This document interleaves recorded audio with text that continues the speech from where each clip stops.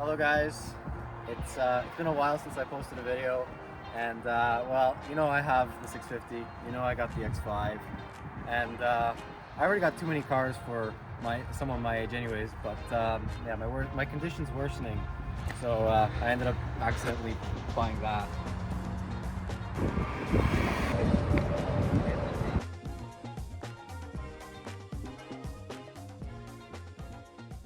Now, before you say that I'm a crazy man, there's reasoning behind the madness. The story actually doesn't start with the whole car, it starts here in the engine bay. This here, what you're looking at, is not the original engine for the car. I actually pulled this engine one day on a pick and pull yard, from a 535i BMW. It's an N55, just like original, not the first gen that was really unreliable. However, this one went for a swim at one point, and inside the oil, there was a lot of water mixed in there, so the oil was a milky color. Most people would have ran away. This engine would have basically been rusted out. It would have been left to rot, and I saw that, it's a pretty expensive engine, so I decided not to let it go to waste, and I took a gamble on it. Bought it, started taking it apart, saw some things that I didn't like, and I did a partial rebuild on the engine. So we did rod bearings, we did gaskets on the bottom, we did oil pickup tube, we did spark plugs, coils, injectors, and basically everything had to be transferred over from the original engine. Turbos, vacuum pumps, high pressure fuel pumps, wiring harnesses, like I said before, injectors, the oil cooler, anything that was an accessory on this engine had to be swapped over. It took us basically 2 days to do the swap, but I had to actually wait a month before I had enough shop space to get this whole thing done. Overall though, we went with the King bearings, so it should be more reliable now than the stock bearings were. Engine runs very good, especially considering how bad this engine looked when I first pulled it apart.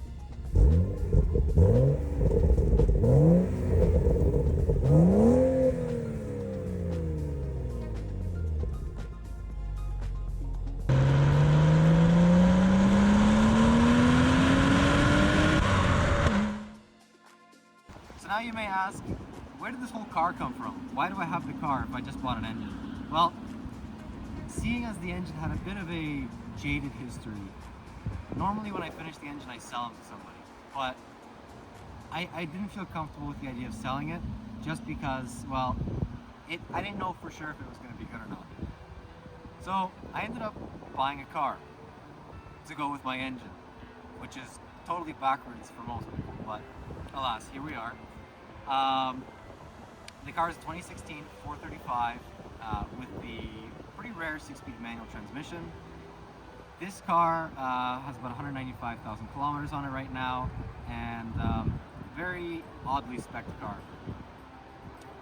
It was basically one night driving down in a local town not too far from here, and flash flood, drove through a puddle, engine hydrolocked and bent the rod.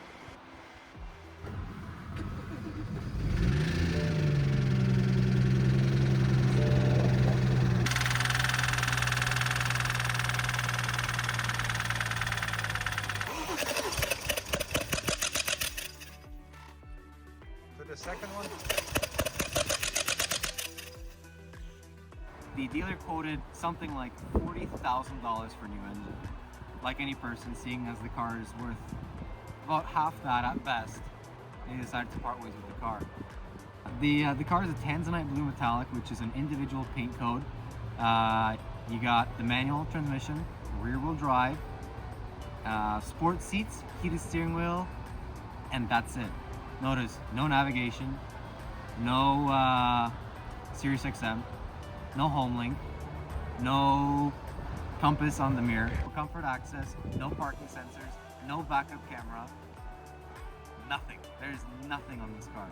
It is car and steering wheel and engine. That's about it. Very basic. A couple things that I did on the interior. There was those sticky door handles. Replaced those with AliExpress ones, and you can't even tell. They're really nice now. And the trim on the inside, I did aluminum trim. The car came factory with wood. So other than that, though, the car is totally standard. Just basically regular maintenance.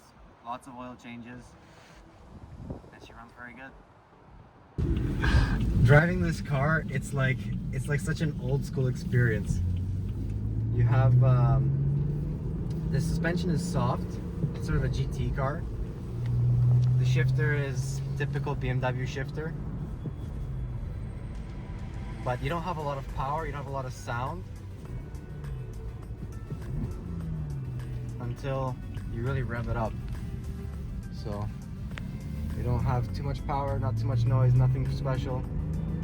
And then we go into it.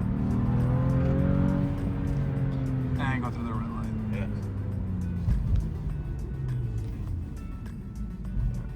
And then you have power.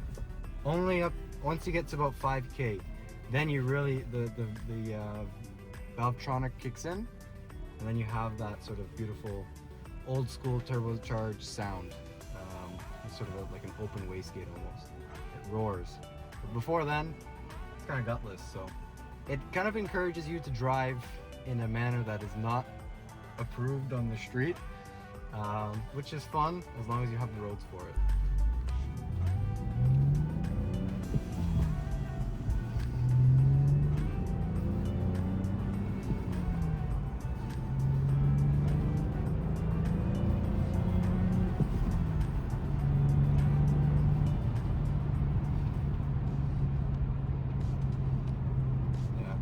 It's weird driving a manual car after so many years of not driving it. You still remember how to do it and you still think you're good in your head, and then you try it and then you get it all wrong. And that's the fun of having a manual, I guess. It's an experience. It's an old school kind of car. You gotta always be paying attention to the lights, making sure you're in gear before you start. A lot more involved. You gotta be pretty much fully focused when you're driving. The fact that it's rear-wheel drive for me as a first-time rear-wheel drive owner, it's different. You feel the back end kick out, especially when you're on low traction surfaces. When you give it full gas, the traction control kicks in, which is such a weird thing. Never had that before. And again, it's not a very fast car. It's 300 horsepower, so but it's enough to have fun. It's enough to make things easy for you. It's not like a Japanese car where you have to give it revs to get going. You just basically release the clutch slowly enough and the car goes. It doesn't really complain too much. It doesn't shudder and whatever. That's partially also due to the dual mass flywheel. So I think we're going to cut off the video around here on the 435. In summary, love the car. It's I never intended to have it, but this is somehow how it all worked out, and I'm very happy to own it. I'm very happy to drive it. It's a great experience. It's not too far away from the 6 Series, but it is different enough that it makes sense to have. The manual, the fact that it's rear-wheel drive, but still a BMW, makes it one of the best candidates that I think I could have picked up. So in the near future, we're not going to do too many videos with this car. We might just do an engine teardown on the original engine. We're going to do a couple road trips, just enjoy the car nice and stock. Not beat on it too much, not track it or anything like that. There's no point. It's a manual car. It's not supposed to be a fast time car. It's just a fun car for me. So that being said, we might put some wheels on it. We might put an exhaust on it. Maybe lower it, do a little bit more maintenance on it. Time will tell really what's going to happen with it. Maybe you guys got some ideas to give to me. Maybe we'll do some of those. So anyways, thank you guys so much for watching. Maybe consider liking, subscribing, or commenting, and we'll see you in the next video.